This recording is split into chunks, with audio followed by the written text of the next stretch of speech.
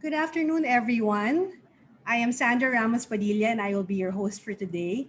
Thank you for joining History in Quarantine, a conversation with Ambeth Ocampo, one of the many virtual events of the 2020 Philippine Readers and Writers Festival, brought to you by National Bookstore and with special thanks to our partner, Raffles Makati. We hope that everyone is doing well and is staying safe, but continuing to read and learn. You know, history is reading about history could be comforting at this time because we could learn from the past. As we stayed safe by staying at home, we caught up nga with our reading and drew inspiration from books. Ambeth Ocampo, our featured author for today, reflects on his lockdown learnings and shares valuable insights from Philippine history. Before we start, we invite you to shop for books online on www.nationalbookstore.com and the official NBS store on Lazada. By the way, to go to the National Bookstore store in Lazada, you have to type in search National Book and then our logo will pop out that says National Bookstore, National Book Flagship Store, something like that. So that is our official store on Lazmall. So it's a bit tricky, but I hope you can find it. You can also shop from National Bookstore branches via chat to shop on Facebook Messenger and text to order through SMS or Viber, or you can go to the open bookstores to browse. As a special offer, you can get 10% off on local books and up to 20% off on imported books when you shop online. Promo is only until today. Oh no, so we need to click add to cart now and check out. Don't forget to um, buy now because we have limited stocks available. Some of the books may be already out of stock. I'm happy to introduce our featured author for today. I learn from him every day, my dear friend. He is an accomplished historian, best-selling author, columnist, and speaker. He also is how do we say this? He came out in a mini series on I Want TV, drawing from extensive research at home and abroad. He has written on Philippine history with emphasis on its art, culture, and heroes.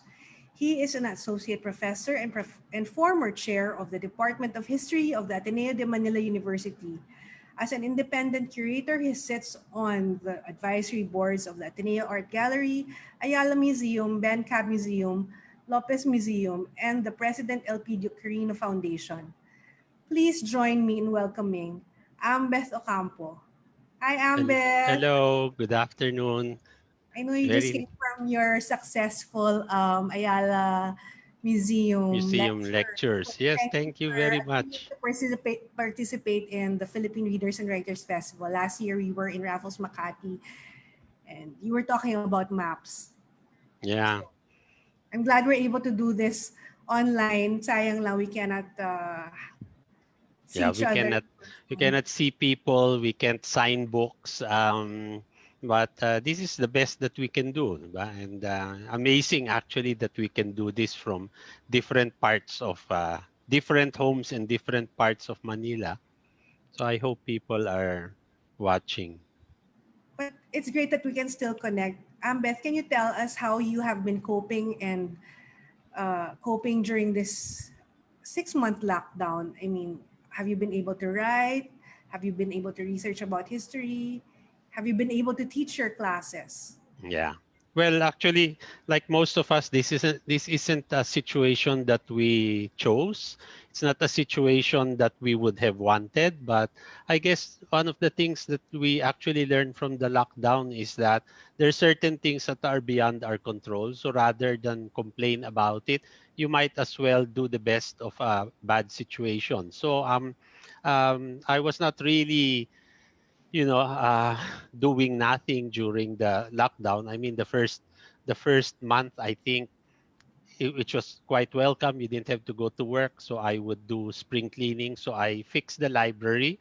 What you see here behind me, it's still magulo. I wish my library would look more streamlined, but the most important task actually was clearing the table because books grow on tables, and just getting the space back was my first challenge. So fixing the library, getting my notes in order, and then I started to write. So for those who are waiting for the next looking back volume, the looking back volume has been prepared since before the lockdown, but I guess many of you probably feel this way also, that yung parang wala kayong gana. So while the book has been there, I haven't really worked on it, but I promised Sandra and Anvil that we will have it out before Christmas. So you have something new to give away. And just yesterday, I decided maybe the next volume will be the pandemic volume. So it's things that I wrote during the last six months. No? So at least you're looking forward to two new looking back books. Also, I've been teaching, which has been quite amazing. I now have a class. I have about 210 students this semester. During the summer, I had also over 200, which shows people that they say, online classes are only for small groups. But I have proven that I can have 200 students and still have an engagement which I did not really have before. I mean, if you know what the Ateneo is like, my courses are on raffle, and although my classes are very big, uh, people still cannot get in. So I was telling people that now that we go online, I can actually have teach 500 or even 1,000 people if you give me a teaching assistant. But And the with your Zoom engagement, limit, yeah, and it's Zoom. But the interesting part there is that I have more engagement now than I actually have in a face-to-face class, because just imagine a classroom with 100 students. People don't want to say anything, because if you say something stupid, you have 99 people who will laugh at you. But in Zoom, uh, you're able, people's inhibitions are not as, they're not as shy as they are. And you know I have very bad memory for a historian, which is why I don't require my students to memorize anything. But I'm good at faces, but I'm bad at names. But with Zoom, I can see their names, so I can actually call people out. And when people have problems, because we use Canvas, which is our learning system, so they're able to communicate with me directly, which we did not have before. So it's a new world. I'd like to think that you know there is always opportunity in turbulence. So rather than complain and rant about something you can't change, you might as well see what are the possibilities that open because of the pandemic. So in this way, I was able to get into online teaching.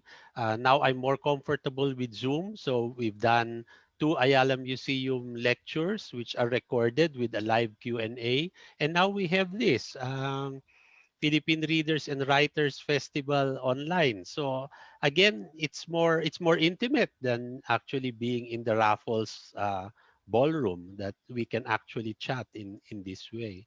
I didn't realize that your lectures before didn't really have Q&A because you usually there's usually a long line for people to Yeah, because it was have always your questions signed. we usually had new books after a lecture. So what was amazing was that the lecture would be about an hour, and the signing usually takes two, sometimes 3 hours. No, so the book signing was longer than the actual lecture. Last time, So diba, you were in the Greenbelt movie theater, cinema, and then we had to go to the National Bookstore kasi because yeah, they we had to clear were the movie house, so it was a bit signing up. complicated.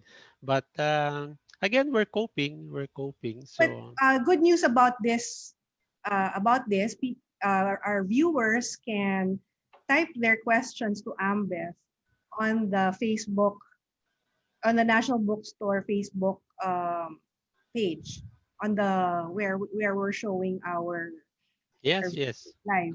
I can actually see it. So I've already chatted with some people. Oh, So you are? Okay. I wish I could multitask more, no, but All we right. can see things, no. So this is another thing that we have to. There must be only one platform because, like, for Ayala Museum, I could see the chat. So even while the lecture was rolling, people were asking questions. This is a new type of engagement that we've never had before. And your students also, are they able to ask you questions through chat?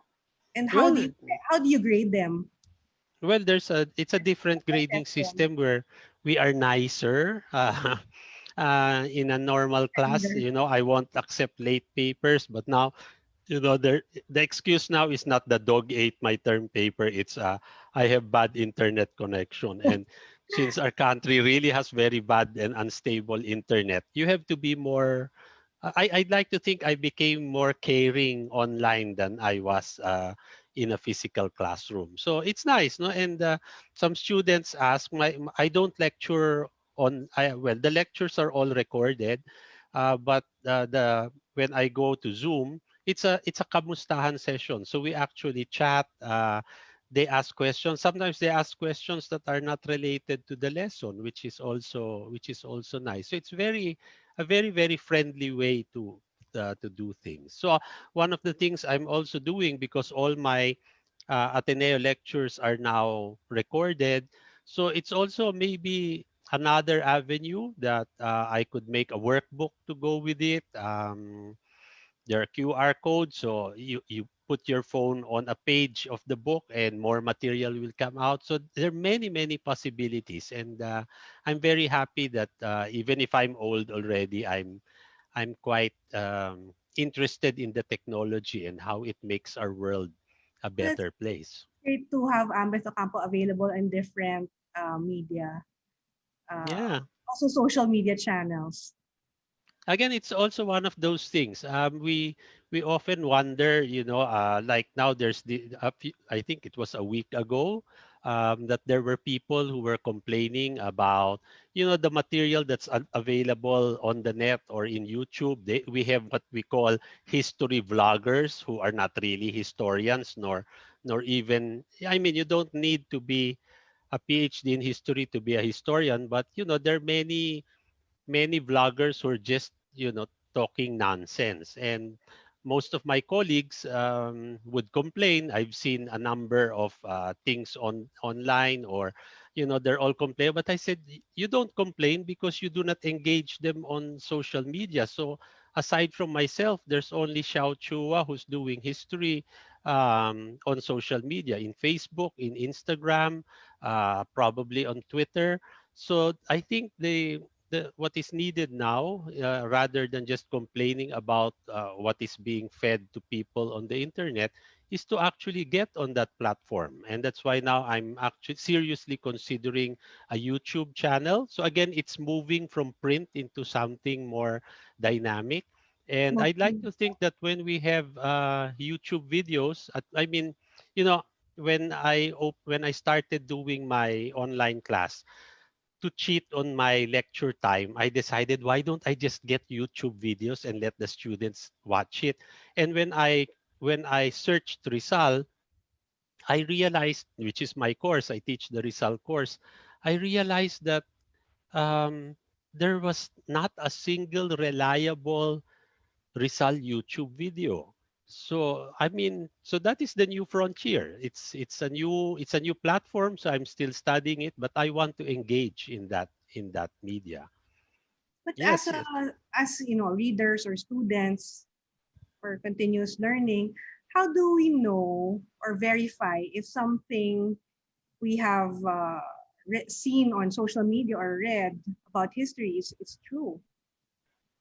Like, Yeah. Well, it's one of the things that you have to. Well, one is that they must have reliable content. I mean, when you watch something, you have to look at the website. I mean, you get a bit of information. Does that information come from a reliable website, or is the person talking someone who's really authoritative, and should we actually listen to that person or read what that person has to? It's actually being critical about what we see on the net. how about you, Ambeth? Where were you doing your research? for history during this lockdown? What are your Well, favorite as you places can to see, my visit? library is well stocked. In school, I've seen this a number of times in the past few years, which shows you how old I am.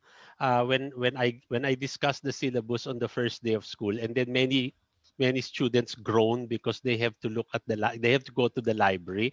And once I remember one exchange, one student actually came up to me almost belligerently and said, "You want us to go to the library?" I said, "Yes, because it's part of your you pay a library fee, so use it." And then they said, "Aren't the books in the syllabus available online?" I said, "Not everything is available online." Then he looked at me, and, it's almost challenging na, "You want me to go to the library?" "Yes." "You want me to handle a physical book?" And the way that he was talking, it's like he's talking to an idiot. Um, and that's when I told him that not everything is on the internet and that you should actually explore a physical library. I'm at this point in my life, which is why I want to sell all my rare Filipiniana. It's when you get to this stage of your life, and I have many rare books. It's actually, I don't see myself as an owner. I see myself as a custodian. These books should not end with me. They should go to a new home or another institution where the books will be as loved as they were in my own library. So but rare books, you have to take care of them. You have to make it aircon. I have a dehumidifier.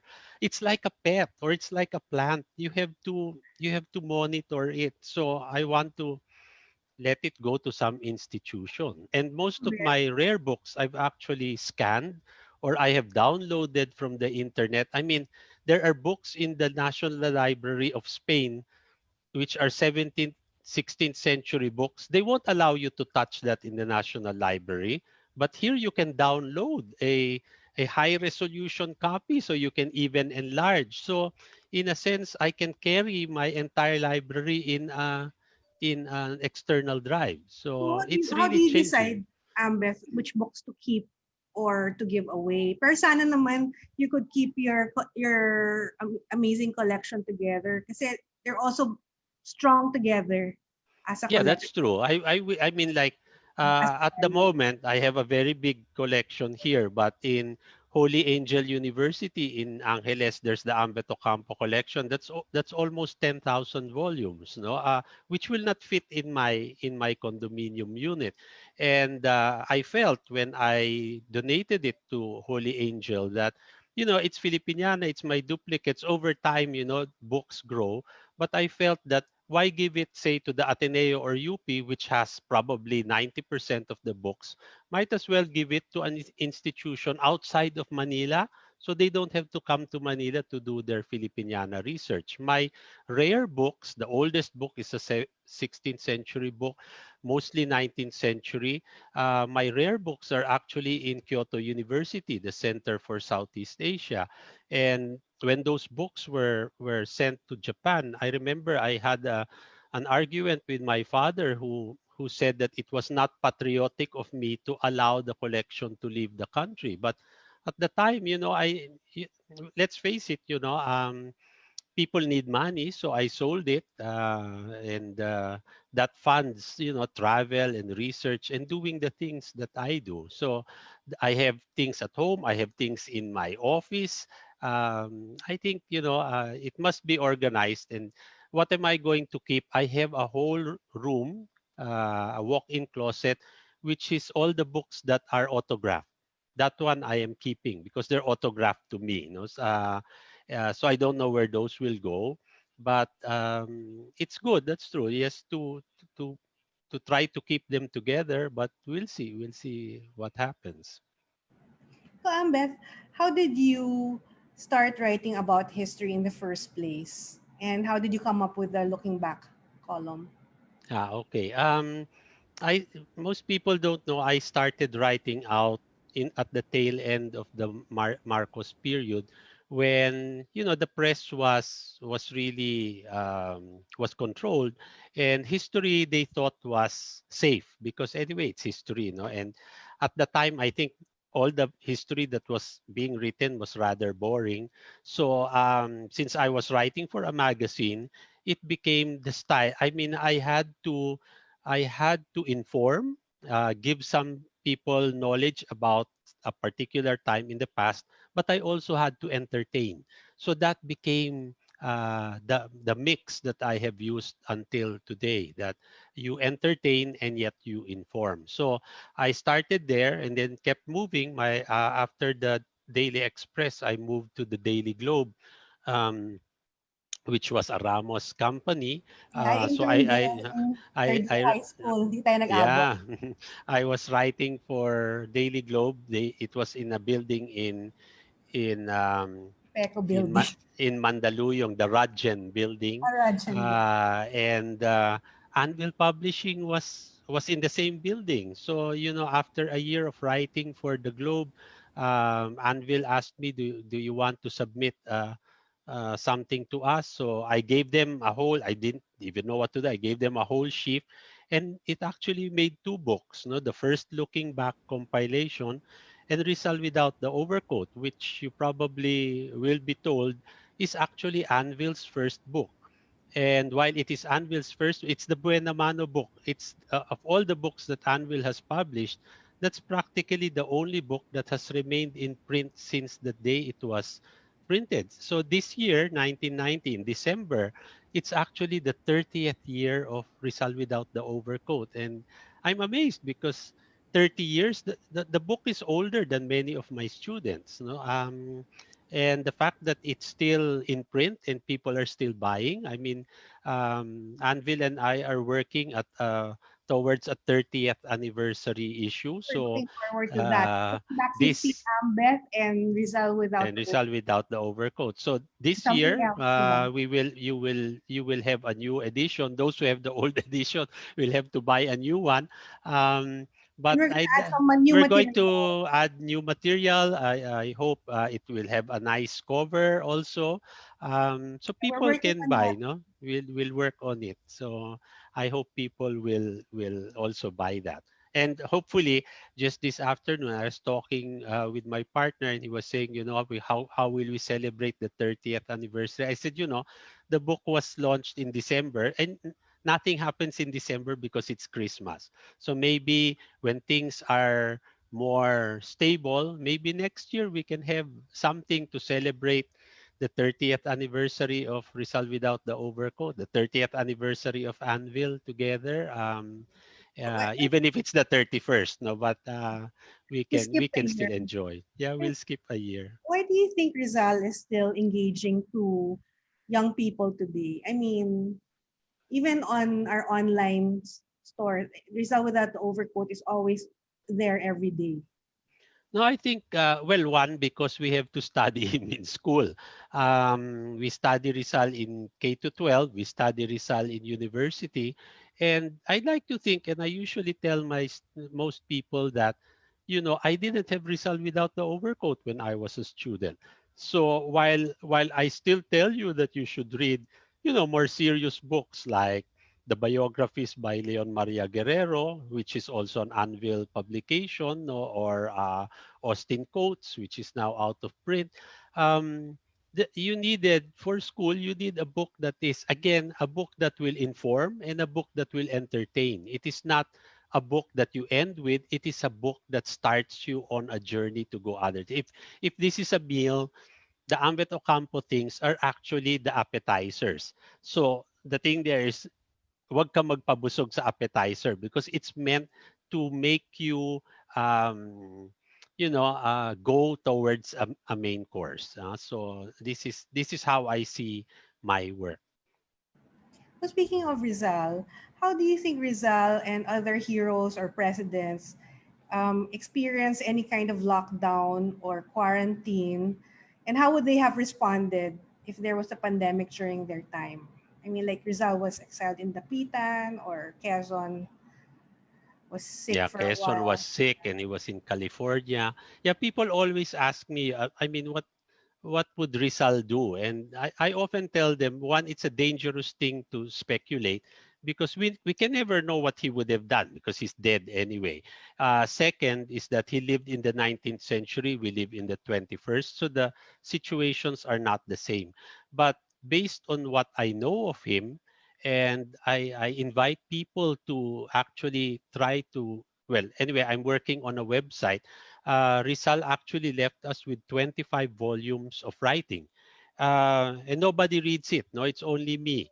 So Rizal wrote a lot for a nation that does not read him. That's the sad part. But I want to be able to put all the entire 25 volumes online. So it's there. People know where to get it and people can read it. And I'm telling you, these 25 volumes, about 7 volumes of it are just letters. You cannot imagine, we cannot imagine how someone can write so much. And why did Rizal write so much? Because he didn't have a cell phone. Uh, Today, when we need to tell something to somebody, we call, and when we call, after the call, it's gone. Or we text or we send email, but nobody downloads physical copies of texts and emails. So the historian of the 21st century has a different challenge, because unlike me, I have a my whole career is 25 volumes of results writing, which I have used for the past 40 years. And hasn't been exhausted. But the historian of the 21st century has so much that he or she cannot find. So in this pandemic, actually, what was interesting for me was, because I was homebound and I was blessed with a stable but slow internet connection, which is why I would stay up late, would be to find sources for work, no? And for school, for example, it's one of our problems. We have libraries, but our libraries are usually very selfish. They don't want to share material. So I don't mind saying this, that the lifesaver for my online course was the Filipinas Heritage Library, because like the Rizaliana that I need, the volumes of Rizal's writings were online, no, in the Filipinas Heritage Library. So my students could still do their research even if our libraries were closed. But I always tell them, you explore other places. Look at the Library of Congress. Look at the Biblioteca Nacional de España. So it's being able. We are connected, and I cannot imagine what it's like. I mean, when I started, and the generation of historians before me, they had to physically go abroad to get the material for Philippine history. But today, you can get most of it online. It's very rare that you really have to go out to get something. But well, it's always an excuse to travel. No? But uh, I cannot imagine what I would have done or how much more productive I would have been if I had internet connection this way, to connect, being connected by the internet to many of the libraries around the world. Any I other mean, museums yeah, I that mean, like the other night, I slept at 6 a.m. Because I discovered that the Bibliothèque Nationale de France had newspapers, 19th century newspapers. I was looking at Juan Luna. I was researching how he murdered his wife and mother-in-law. And what people do that not was in the know is paper? that it was in all the newspaper, all the French newspapers. So I have downloaded about a dozen different French newspapers with all the reports. And I was thinking, look at this. I'm looking at 1892 and all the material is available. You can search by character, you can search by name, so it's OCR ready. You can download, and then sabi ko, I need the Inquirer of last year, I cannot get it. Or you need the Philippine Star of 2 years ago, you cannot get it. And yet I can read the New York Times for 1860. I can read Spanish newspapers for the 17th century, which is So it keeps you available. up also So like Netflix. yeah, well, after Netflix, di ba, we watch Netflix first, and then when I switch off, it's one of my thrills now. I attach my laptop to my 70-inch TV. So And you have then this giant screen, no? So it's so nice to work, but it's very bad on the eyes, no? I don't think TV screens were made for working, because and then I mean we don't really move this close to a TV, no? We're always far, but there must be a way to connect my laptop wirelessly to that 70-inch, so you have a giant screen, no? I saw this with Mr. Justice Carpio. when I visited him in the Supreme Court. He also uses a TV screen, but instead of having it horizontal, he puts the screen vertical because he says since we work in documents, the configuration of your screen should be. Sabi ko, wow, Like that's a a legal good document. idea. Oh, sabi ko, can you imagine my 70-inch screen is vertical, no? So you have so much real estate on your laptop, no? But Ambeth, with all that information, where do you get inspiration or how do you choose what to write about in history? In fact, I think in the last 6 months, all your columns are very interesting. You're quite prolific. So where did you get your inspiration to Well, write about what? it's one of the. I mean, even my former editor Telma Sanwan used to wonder, your deadline is the day before because no, technically I should submit my column 2 days before, but since the beginning, even Daily Globe days, it's always a day before, and the thing is I don't sit down and just write whatever I find. The the actual writing is fast, but it's getting actually what people do not realize is for the whole week you're just thinking and thinking and thinking of what will I write about. I'm reading the newspapers and then you try to find a hook, something that is and I think that's the secret. The reason why my work is resonant is because I always try to find a contemporary event on which I will hang the past. Because if it's just the past and it's irrelevant to people, they won't read it. No? So, for example, my column last Friday. So, as you can see now, we're talking about the squabble over the speakership of the House. No? And when I looked at Marcos's diary, in 1970, he had to settle who would be Speaker of the House. And it's the same banana, no?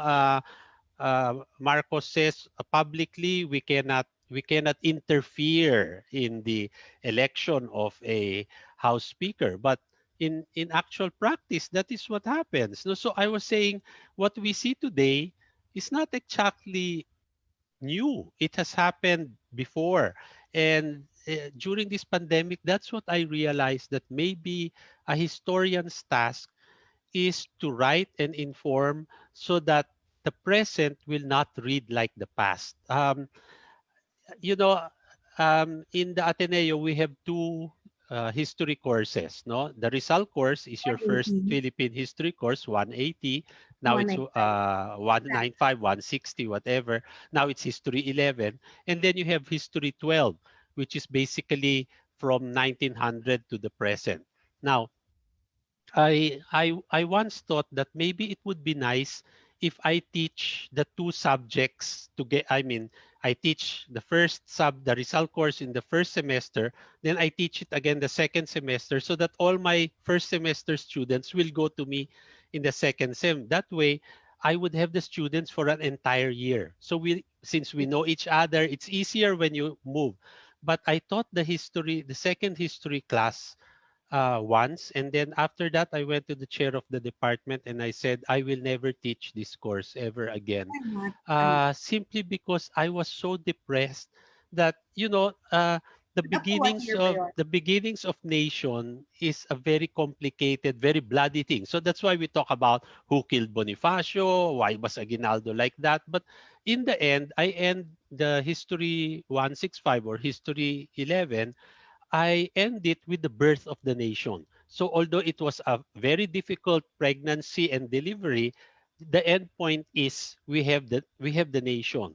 But the problem is in the second course, it is one thing to declare independence. It is another thing to know what to do with that independence. And what I have seen when I taught it is that from 1900 it's downhill all the way. And I said history All the should way up to 2020. up to 2020, history should inspire. And I said, I will only teach this if I can see a light in the end of the tunnel so that when I give my history, people can see hope. History should be hope. Once in 1998, which is my book, I mean, there's somebody here who asked, please reprint 101 stories. The 101 stories of the Philippine Revolution was the Centennial Countdown. It was 100 essays I wrote in 1998. And it was about the birth of the nation. And I remember after the 100 days, Letty Magsanok sat me down and said, Ambeth, why do you have such a negative view of the past? And it struck me because I said, that's not me. That's what the documents are telling me. And that's why I felt so bad that in 1999, I said, why don't I write a feel good series? So we did that. So we came up, and that we haven't published yet. It's about things that should inspire. So I'd like to think that maybe I will be able to do a history of the 20th century, but I want to see the end of the tunnel. I already have a working title. I'll say it now so no one can steal it. My working title for my history of the 20th century will be called Quezon's Curse. And why is it called Quezon's Curse? Because Quezon is quoted to have said, I would rather have a country run like hell by Filipinos rather than a country run like heaven by Americans. And I didn't Quezon got say that. his wish. I didn't So hear you say that. the point here is Philippines. you be careful what you ask for because you might get it. And as far as I'm looking at it, many of the things that we see today were already there in Quezon's time. So the question there is not history repeating itself because history has no power to repeat itself. It is actually people who repeat it. And that's why I think the task of history is to work so that our present will not read like the past. So that is my new mantra. Okay, Amit, I'd like to take this opportunity to invite our listeners, what do you call Facebook Live viewers, to post your questions on the chat. I already have I've been following You've been following your ba? people in the chat. Okay, so I'll answer some of the questions. Neni Santa Romana Cruz says, I wish my books were as neat as that. This is only one section of the library, Neni. It's for Zoom purpose. So you have I'm actually at a corner, so it gives you depth. So even that, you learn how to do your how to frame your Zoom things. And then here, when you look here, these are sculptures by Julie Luch. At the lower is Nick Joaquin, who's one of my great inspirations. You Then also there's have his books. Julie's head, and then on top it's a bit dark. That's Jose Garcia Villa, which were sculptural works by Julie Luch that were made for the covers of National Bookstore books, Nick Joaquin's books. So it's quite interesting that we actually have them. No, there was a question about can you please reprint the old books? Okay, people are asking where can we get Aguinaldo's Breakfast, Bonifacio's Boast, Luna's Mustache, Mabini's Ghost. Those things are long out of print, but they are in the small looking back series that we have. I got what I thought were the still relevant essays and we put them in. I was discussing this with Sandra that maybe for collecting purpose, maybe we would reprint a small number for people to complete their Ambeth Ocampo Or maybe we could books also do thematic books, Ambe, from or do thematic books. Okay, so that one question was the reprint. Okay, there's another comment about past podcasting. I actually have 3 invitations to do a podcast. I, uh, Podcasting, it's here kasi, although I cannot see you guys because I mean, I'm here on a Zoom meeting, but you're in Facebook.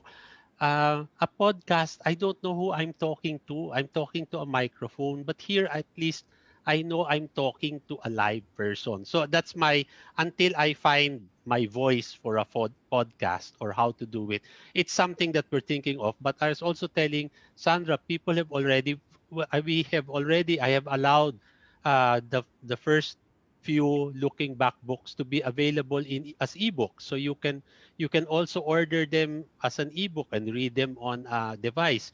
But yes. I We was also have the thinking first three maybe books the on first ebook. 3 books are already Amazon available Kindle, Barnes and Noble, in no, Amazon, right? yeah, Oh, Apple, etc. yeah, so you can order them there. But I was thinking maybe it would also be nice to have audiobooks so that especially in the Philippines, when things open up and we're caught in traffic, you can just listen. But I said, when people were saying it has to be me to read it. So I don't know. So now I'm trying, to see if that will work. But we'll see how that is. So podcasting.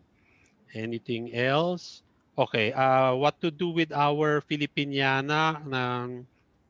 If you will, if you're on Facebook, there are very many very active Filipiniana books clubs that are actually selling. So if you cannot find books, my books are often used in used condition, are often there, but they get sold very quickly. So we'll see. We'll see how it Oh, is. here's a question. What advice can you give aspiring historians? How can young people be more drawn to this line of profession? Do they need to Okay. have a specialty? Well, I wasn't a history major. I started as a political science major because I wanted to be a lawyer. And then I shifted to interdisciplinary studies, which is the general BA course in Ateneo for people who have no direction. So they give you a degree, but you have no direction. So if you look at my transcript, you'll see, the subjects I took were Philippine film, Philippine drama, PE was golf, when you think about it, it's a degree is something that you need to get a job. And in a country like the Philippines, just to get a job as a busboy in McDonald's, you need a college degree. We're actually underpaying. We're getting people who are overqualified for ordinary jobs. But I often tell people that I wasn't a history major. History grew on me. And it grew on me because I liked reading it. And I was just fortunate that I met people like Teodoro Agoncillo, Emilio Aguilar Cruz, Carmen Guerrero Nakpil, who inspired me and pushed me into writing history too. So, what advice would I give? Keep reading, learn new languages. That's important, and keeping an Languages do open you mind. speak? I don't speak them well, but I can read them. So I can read, well, German, to speak, well, of course, that's Spanish. English, Tagalog, and Kapampangan, which I only learned later in life. Um, Spanish, I can read. I can speak it passably. I mean, I can order in a restaurant. No, my French used to be better, but it's a bit rusty. So French and Spanish are my easy things. German, I can read. Italian, I can read. Latin I can read, but again, I cannot speak it. So I keep telling people speaking is secondary. If you want to be fluent, then you have to use it. But for a historian, all you need is reading facility. My only regret is I'm too old. Somebody was saying you're not too old to learn a new language. I said I'm too old to learn Mandarin, for example. I'd love to be able to read Chinese because all the historical sources for in Chinese are close to us because we cannot read it. Or Japanese. I mean, I taught in Japan. I lived in Japan, but I never learned it because I taught in English. So it's one of my regrets that I did not learn what Charles Boxer called Oriental languages. No? Yes. Anything And else? what books should they read about history of the Philippines? Okay, what books? That's often asked. When you talk history, most of the time they point you to textbooks, which isn't the place to go. So, what I would recommend, although they're not books that you can carry to bed, the best is really the 10-volume Kasaysayan, the history of the Philippines, and then the 10-volume Filipino heritage, because it's easy reading, many pictures. So it's a start, no, and then you go into other things. Okay. But here's a question. How can a public school teacher with not much resources teach history? No, I mean there are many resources. I mean, compared to when I started teaching in 1984, and I'd like to think that, like my books, for example, they were great because when I was with writing for a newspaper, before I wrote columns, I would write for a magazine. They would assign a photographer with me, and I would go to libraries and museums, and I would take all the pictures, even if they were not what I would use for the article. So before I started publishing for Anvil, I already built a visual archive. So many of, like, all these fun, wacky pictures of Rizal that you see today, those came out because I put them out. They weren't really available before 1980. So all the stuff, historical stuff, now it's easy to get because on the internet you'll find many things, but um, many things are available online. So there is no excuse for any teacher today not to be not to be good because the material is available. If you, I hope you will like those who don't have it. I have a Facebook page with all many pictures there, and I put high resolution pictures so that if you need it for your PowerPoint, just put it there, and hopefully just tell your students. This came from Ambeth Ocampo's page, but there's so many things that you can get online which I didn't have before. What But, else? but how should the history be taught so that students will appreciate its deeper meaning? I mean, do we really have to memorize dates like we used to? As Well, you said, you could that's Google what I them. was saying. That what's important is we need the dates because it gives you an outline of where we are going. It gives you a sense of a narrative that it has a beginning, a middle, and an end. But we don't need to memorize because we can Google the dates. So I'd like to think that whatever it is that we use our head for is not used for silly things like giving me the date of Rizal's birth and death. What is more important is to use that brain to talk, to think about what is Rizal's legacy. Why is Rizal important? Is Rizal still relevant today? There's one question here. What image of Rizal do you want to leave to young people? And for me, what I want to leave is that this was a man who did who lived a life which was very short, 35 years old, and yet he was a man that when he died, the Philippines was not the same. So I'd like to think all of us should be able to be heroes in ourselves that when we live in this world and when we leave it, we have left it in a better position than when we found it. For me, that's what I think Rizal is important. Okay. So meron dito, interesting. What was Rizal's take on the importance of mental health?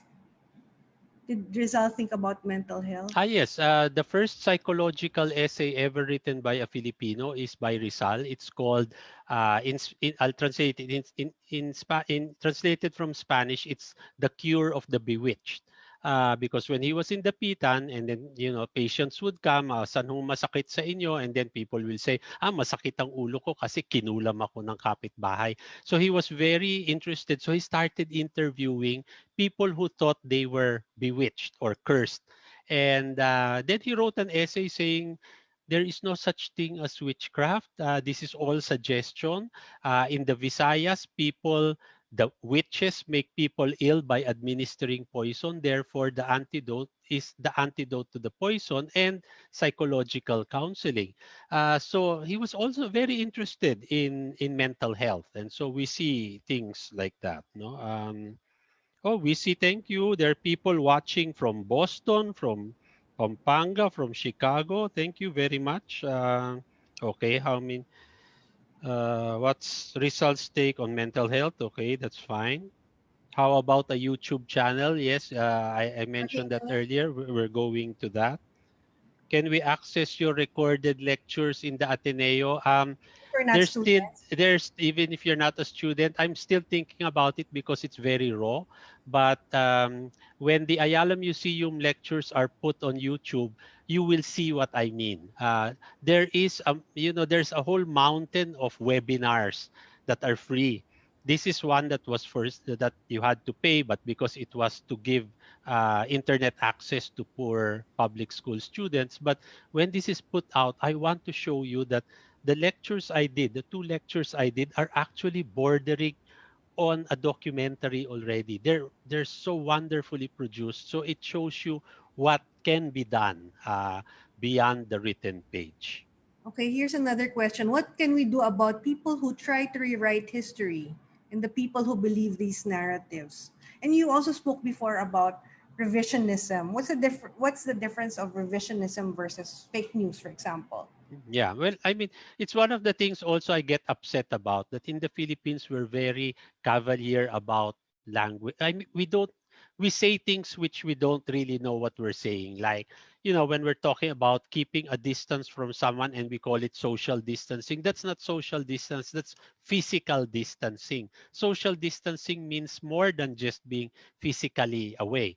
And then the whole thing about historical revisionism, which is usually used when we're talking about the Marcos attempt to rehabilitate themselves and rehabilitate Ferdinand Marcos's tarnished reputation in our history. They call it, even historians call it historical revisionism. And I have fought a losing battle to say it is not revisionism, it's denialism. Because when you revise something, you revise in order to correct.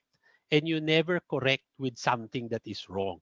So if you are going to give me a lie, it is a lie. It is not revisionism. So it's denialism. It is historical lying. So that's the main difference.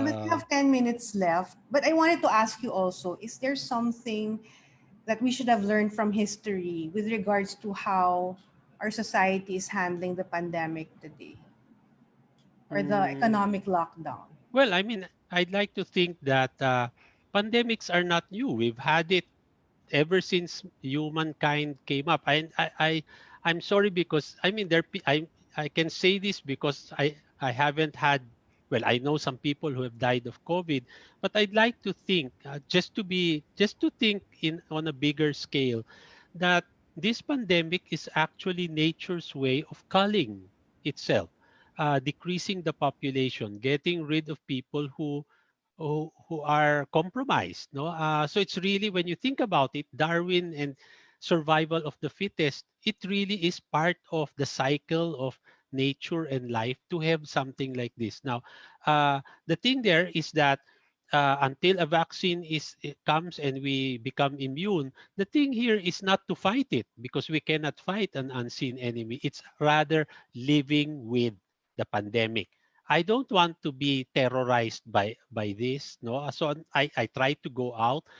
People scold me for going out, but I keep saying we cannot live in fear all our lives. And this thing, unless you really have some comorbidity, 95% of the people who catch it or are positive will actually get well by themselves, even without medicine. So unless you really are compromised, it's a disease that's scary. I don't even know why we have been so terrorized by it. Uh, But I you I I survived other understand, diba? pandemics before. Yeah, I think people have survived. I mean, people will die, but hindi naman tayo naubos, di ba? So I think all you have to do is also to watch one of these Korean zombie films, 'di ba? People become zombies, but there are people who survive, no, and people who will repopulate the earth, no. So I think more long term, no. We will get over it in the same way that we have gotten over many other pandemics before. The humans will survive, and we just get better every time. So rather than be depressed by it, again, you must see opportunity in turbulence. No?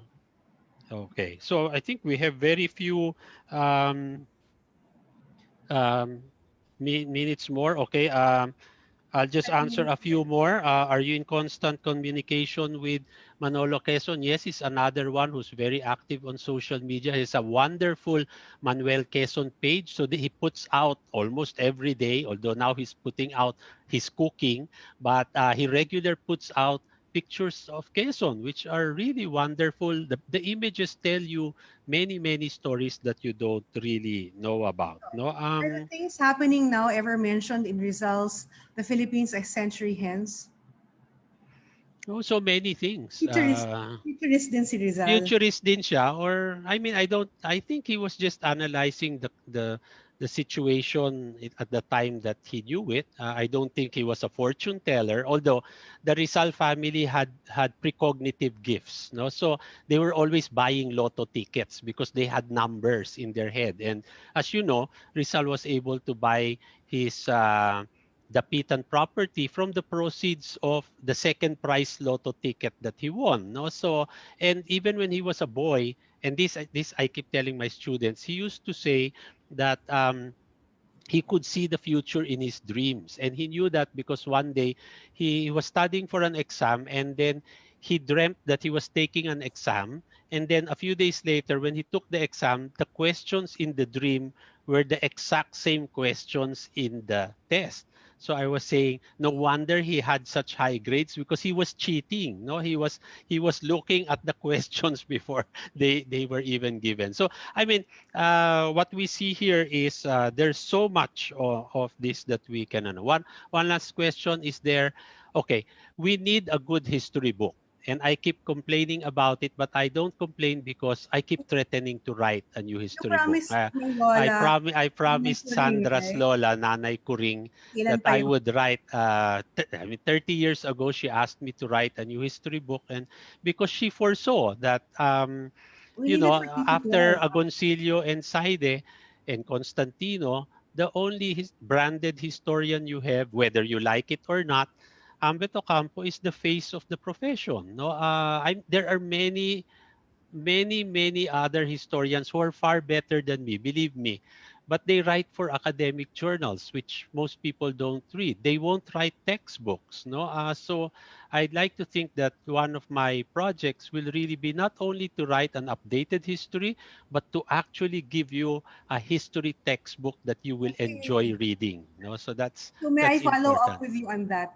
So Ambeth, while we're talking about that, can we tell again our viewers about your upcoming projects and books? What Okay. else can we expect So, from we and how can we expect follow you? looking back. Our next looking back volume will be all the essays on martial law. So the tentative title is Martial Law, and it's based on the October. diaries of Ferdinand Marcos. No, the Ferdinand Marcos diaries is one of my projects. So I'm still thinking who will print it, because it's a large undertaking, but it's already done, and I'm just annotating. We're doing a 30th edition of Rizal Without the Overcoat. We're also doing a fun book, although it has been stalled. It's called Rizal A to Z, which is a nice illustrated things of interesting things about Rizal that we should know, organized alphabetically. No, Why what not make it else? na lang not just Rizal pero history A to Z. Anyway, let's talk about it. Naisip ko lang Yeah, kanina. yeah. Tama, di ba? I mean, well, kasi results always result, but maybe we can do other A to Z's, no? Oh, other or see. So, and I'd like to think that May marami we pa. have a future. This is a Readers and Writers Festival. People always tell us that we're seeing the death of print. It's not true. The fact that you have these readers and if we had the MIBF, if we had the Dia del Libro, you'll see that people are still buying books, and we people are reading more than they have ever read in the past 200 years, because we read every day. We read on our phones, so it's a question of what you are reading and what is available for us to read, no? So I think we're almost time.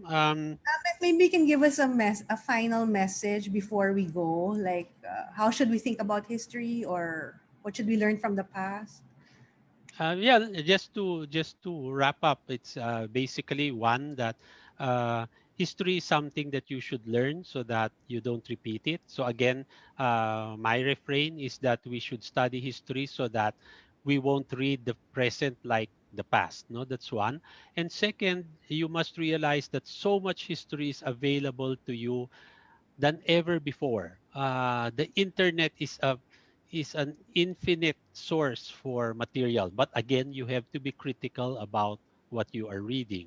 So again, I'd like to thank the people who have tuned in today, and I promise you that, well, pandemic or not, with Sandra and Anvil, we will be producing some more books that will inform and also entertain you about our past. And please invite them to buy your books, and I'll tell them where to buy it. Okay, so the books are available. I'm sorry, the boxed set I think is already out of print. Yeah, limited edition. But you Because can we have buy them. You can buy them separately. kasi 1 to 12 and now we Yeah, have one 13 to 12. 14. So We we might have to have talk about 15, that. so we might have to talk about a new box. I mean, It's smaller. Yes. we were thinking about, should I stop at 15 or should I stop at 25, and then we'll start a new series that's A to Z. No, I don't know. So we're thinking it's such an exciting time, and well, I'm writing a lot now. It's just a matter of putting them between covers. No, that's my challenge during the pandemic. So, on behalf of National Bookstore and Annual Publishing, we want to thank you all for joining us today. Thank you so much, Ambeth. I mean, I'm sure we could chat longer, but this is the time that we have. Please shop for our books on that www.nationalbookstore.com. If you type Ambeth Ocampo on the search, all his books will come out. And uh, if kulang, please inbound, guys. And on the official and again, you can find it also in the National Books flagship store on Lazada. There's a trick to finding it, but please Yeah. look for our proper store there. Kasi actually, if you just type in the search in Lazada, without going to the store first, you might find all the Ambeth Ocampos from different sources and end up buying books from different sources. So sayang naman yung shipping. So make sure that you're in the National Bookstore flagship store. The logo should come out. It's a Lasmall store. Again, I'm also going to avail of this. You can get 10% off on local books and up to 20% off on imported books when you shop online. This is a great promo. Please add to cart now and don't forget to check out because we have limited stocks available. Okay, let's all check out now after this. I've added some things to my cart, so I'm gonna add more from the events in the past few days and check out now. We have one more virtual event coming up for the 2020 Philippine Readers and Writers Festival, and I just want to thank the National Bookstore team for making this, for transitioning this event online. Of course, I miss you guys. We miss bumping into each other in raffles and seeing Ambeth talk on stage live. Pero I'm glad we are able to connect through Zoom. So thank you guys for making this possible and for going live. And again, check out their complete lineup by visiting www.readersandwritersfestival.com. And please follow National Bookstore on Facebook uh, and on Instagram at National Bookstore. And on Twitter, we are at NBS Alert. Ambeth, how can we follow you pala? Yeah, you can. Yeah, I have a Facebook page. It's the Ambeth Ocampo and Ambeth Ocampo just straight on Instagram. No Twitter yet. No Twitter yet. Okay. Once again, this is Sandra Ramos Padilla. Thank you all for joining Philippine Readers and Writers Festival. Keep on reading, keep on buying books, and hope to see you again in our future events. Thank you so much, Ambeth. This was Thank you fun. Talk too. This was more. fun. Thank you. Bye-bye.